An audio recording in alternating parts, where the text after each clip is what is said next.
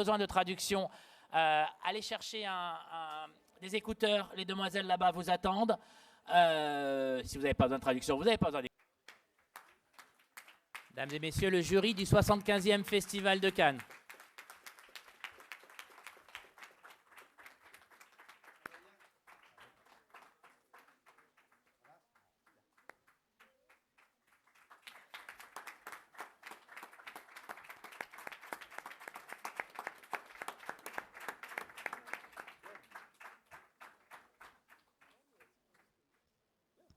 Petites secondes. 30 more seconds for the photograph, please.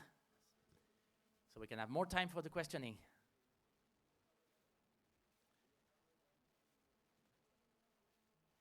Merci beaucoup. Merci si vous voulez tous ceux qui sont avec nous. Aujourd'hui, on va commencer tout au fond, là-bas. Monsieur Asghar Farhadi, réalisateur, scénariste, producteur. À ses côtés, Noomi Rapace. Juste à côté d'elle, Ladj, réalisateur, scénariste. Rebecca Hall, réalisatrice, actrice, scénariste et productrice aussi. On va revenir un peu plus tard. On va repartir de ce côté-là avec juste à côté de moi Nichols, le réalisateur, la réalisatrice et actrice Jasmine, Trinca, Joachim, réalisateur et scénariste, Deepika, Padukone, actrice et productrice, et last but not least, monsieur le président du jury, Vincent Lindon. De redevenir un spectateur, celui qu'on était quand on était enfant, c'est-à-dire regarder des films, essayer que ça passe par le cœur avant que ça monte au cerveau, attendre des émotions, essayer de les capter, arriver sans a priori, que ce soit ni parce qu'on a déjà vu des films. Mais c'est un honneur qui implique beaucoup de pouvoir, parce que pour ceux qui ont gagné des prix ici ou qui ont été en compétition ici au festival, vous savez à quel point le festival de Cannes peut avoir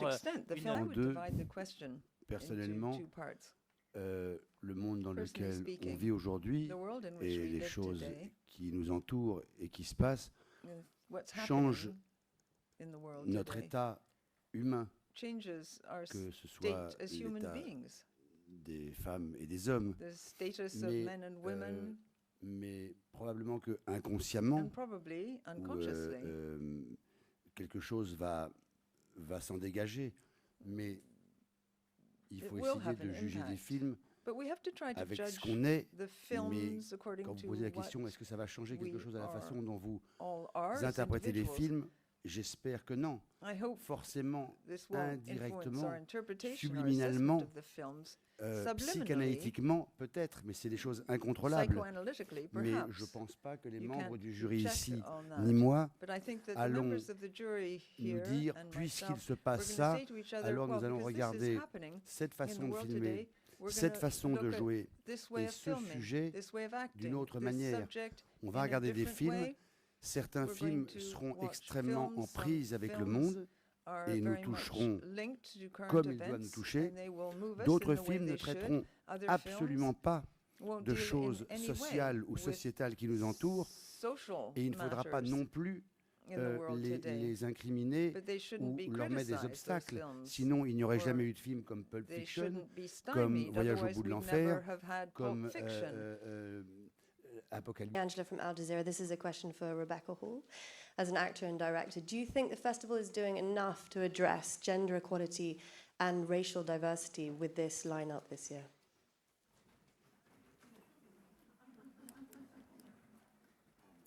I think the jury was picked well. I think that that question is extremely hard to answer. I believe that it is a work in progress. It is not over. I mean, for the whole industry, not just the Cannes Festival I'm talking about. I'm talking about across the board, the way that we are addressing this, the way that we are dealing with these things needs to be addressed on a grassroots level as well. It's not just, you know, the festivals, the public-facing situations. It's also about crews. It's also about all the minutiae of what goes into the industry at large. And a lot of that is to do with education, outreach, help to get people who don't have access to those doors in. And I think that we are in a better place than we have been, but I don't think it's over. I think with the way the world is headed, I think there's an audience for everything today. You know, I think in the same way that you have an audience that likes a drama, there's an audience that appreciates, you know, a massive action film. I think in the same way, I think there's an audience today that you know, that will still sort of want to go into theaters and you know, keep that sort of alive, and there are people who will want to sit in the comfort of their home and watch it on an OTT platform as well. And I don't think the two things are mutually exclusive. I think today I have the option as an audience to sit at home and watch a movie, but I also have the option to go into a theater and have that experience as well. I don't think that one is sort of eating into the other. Have filmmakers had to adapt?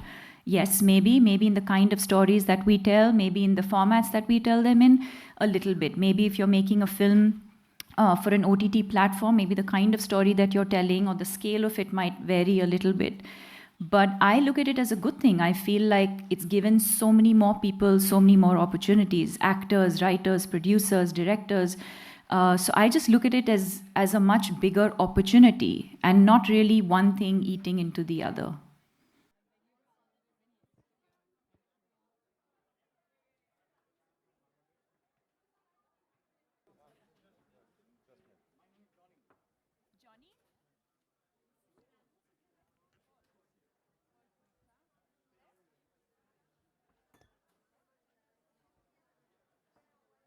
Pas besoin de sortir, vous pouvez rester.